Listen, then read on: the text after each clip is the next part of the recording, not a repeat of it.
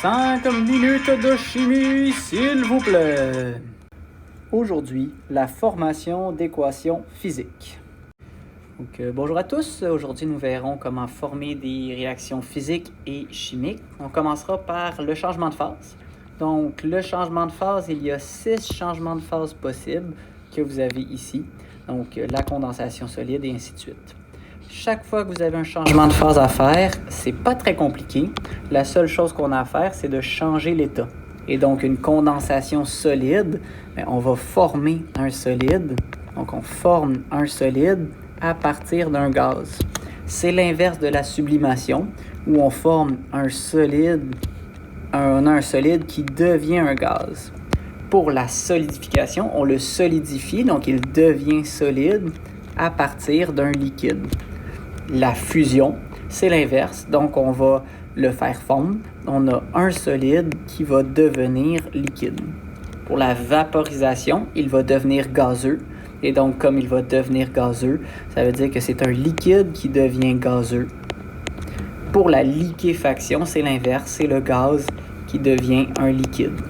Donc, vous remarquez que la molécule ne change pas, c'est uniquement l'état qui change pour les changements de phase.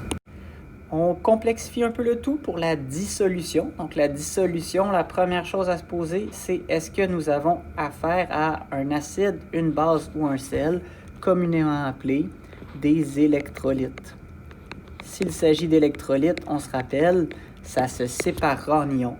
Donc, le H2SO4, comme c'est un acide parce qu'il commence par H, il va se séparer en ions. Le H se séparera de l'ion SO4. Le petit 2 ici deviendra 2 et nous avons 2H+, comme l'hydrogène est dans la même famille, il a un seul électron de valence. Le SO4, il est 2-, comme vous l'avez appris par cœur, ou on peut dire, comme il y a 2 ions positifs, nécessairement, il faut que l'anion soit de 2-.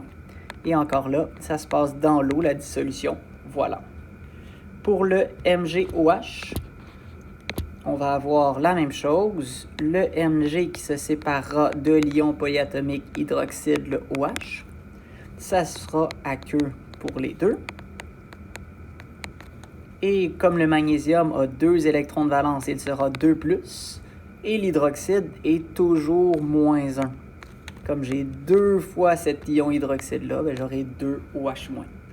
On remarque que j'ai 2+ et 2 fois -1, 2-. Donc, on a une molécule qui est neutre et on est content. Pour le troisième, le NH4, faites attention, le NH4, comme il est plus, il agit comme un métal. Donc, métal, non-métal, il s'agit d'un sel.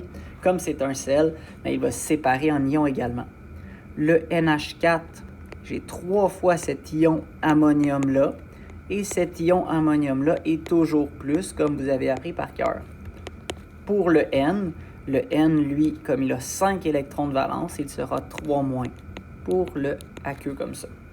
Et donc, on remarque que j'ai 3 fois le plus et 3-, donc ma molécule est neutre.